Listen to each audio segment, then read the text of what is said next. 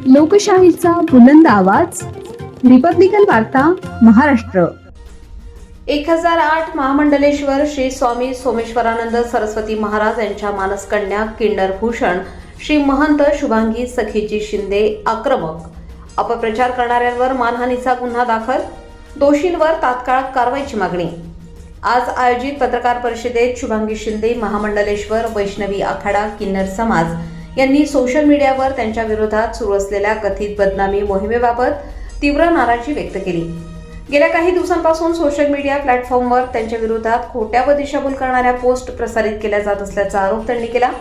पत्रकार परिषदेत बोलताना शुभांगी शिंदे म्हणाल्या की माझ्या प्रतिमेला धक्का पोहोचवण्याच्या उद्देशाने जाणीवपूर्वक चुकीची माहिती पसरवली जात आहे. हा प्रकार केवळ माझ्यावरच नव्हे तर संपूर्ण किन्नर समाजावर अन्याय करणारा आहे. त्यांनी स्पष्ट केले की संबंधित व्यक्तींविरुद्ध मानहानीचा गुन्हा दाखल करण्याची प्रक्रिया सुरू करण्यात आली आहे. त्यांनी पुढे सांगितले की सोशल मीडियाचा गैरवापर करून समाजात संभ्रम निर्माण करण्याचा प्रयत्न होत असून अशा कृत्यांचा निषेध केला पाहिजे. लोकशाहीत प्रत्येकाला मत व्यक्त करण्याचा अधिकार आहे, मात्र खोटी माहिती पसरवून कोणाचीही प्रतिमा मलिन करणे हा गुन्हा आहे, असंही त्या म्हणाल्या. शुभांगी शिंदे यांनी पोलीस प्रशासनाने या प्रकरणाची गांभीर्याने दखल घ्यावी आणि दोषींवर लवकरात लवकर कठोर कारवाई करावी अशी मागणी केली आहे.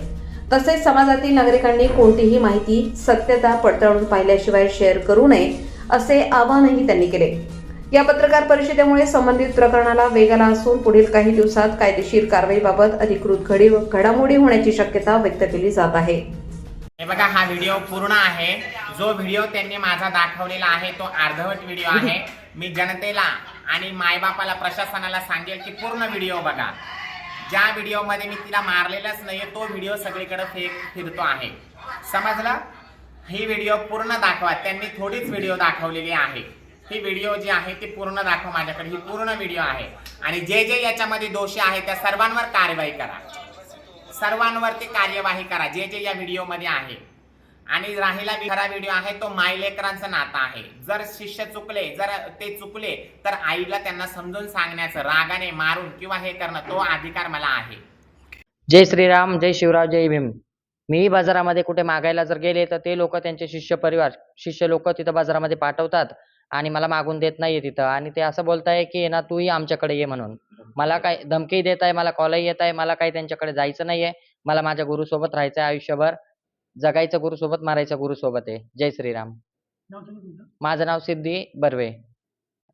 तुमच्यावरती तुमच्याच जय श्रीराम, जय श्री महाकाल, जय भीम, जय शिवराय. मी शुभांगी शिंदे.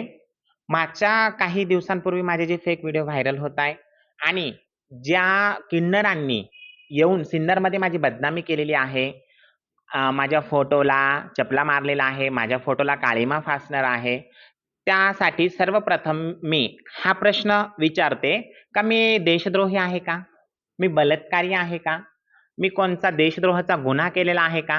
ह्या लोकांनी असं केलं. हे सगळे कोण आहे? सलीम उर्फ सलमाचे हे काय इशाऱ्यावर नाचणारे आहे हे लोक, बरोबर? ती जसे सांगल तसे हे लोक करतात. आणि यासाठी मी असं पाऊल उचललेलं आहे, ज्यांनी माझ्या फोटोवर, माझ्या प्रतिमेवरती सिन्नरमध्ये येऊन मला मारण्याचा प्रयत्न केला पण मी त्यांना काही सापडले नाही. त्यांनी माझ्या फोटोवरती तो आक्रोश काढला सलमाच्या सांगण्यावरून, सलीमच्या सांगण्यावरून. जे जे किन्नर होते तिचे पेडेबल, तिच्या इशाऱ्यांवर नाचणारे, तिच्या पैशांवर नाचणारे, त्या सर्वांवरती मी न्यायालयामध्ये मानहानीचा गुन्हा दाखल केलेला आहे. आणि त्यांनी जरी हिंसेचा वापर केला पण मी असं समजते, मी स्वतंत्र भारतामध्ये राहते जिथं महामानव डॉक्टर बाबासाहेब आंबेडकरांनी इतकं मोठं संविधान लिहिलेलं आहे. त्या संविधानाच्या आणि त्या कायद्याच्या दायऱ्यात राहून मी त्यांना उत्तर देईल. मी त्यांना प्रशासकीय पद्धतीने उत्तर देईल. त्यांनी जरी हिंसाचा मार्ग वापरला तरी मी कायद्याच्या चौकटीत राहून अहिंसा प्रकारे मी त्यांना त्यांच्या प्रश्नाचं उत्तर देईल. ही लढाई माझी सत्यासाठीच आहे आणि आर्थिकसाठी माझी लढाई असते तर मग याच्या अगोदरच मी केलं असतं, बरोबर आहे? ज्या वेळेस मी त्यांच्यावरती गुन्हा दाखल केला, ज्या वेळेस मी सलमावरती अगेन्स्ट काही गोष्टी मी आवाज उठवला, तेव्हाच सगळ्यांनी का माझ्यावर बहिष्कार केला? तेव्हाच सगळ्यांनी का माझ्यावरती आवाज उठवला?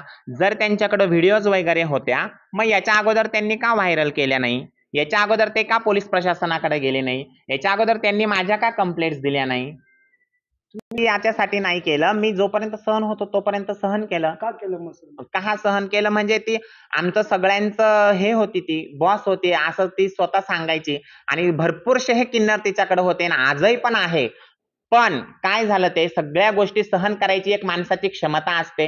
प्रत्येक क्षमता, प्रत्येक मर्यादा जेव्हा ओलांडू आपण, मर्यादा काही गोष्टींचा बांध तुटतो त्या गोष्टीप्रमाणे मला असं झालं. समजलं म्हणून मी आता तो आवाज उचलला. Subscribe now and press the bell icon. Never miss an update.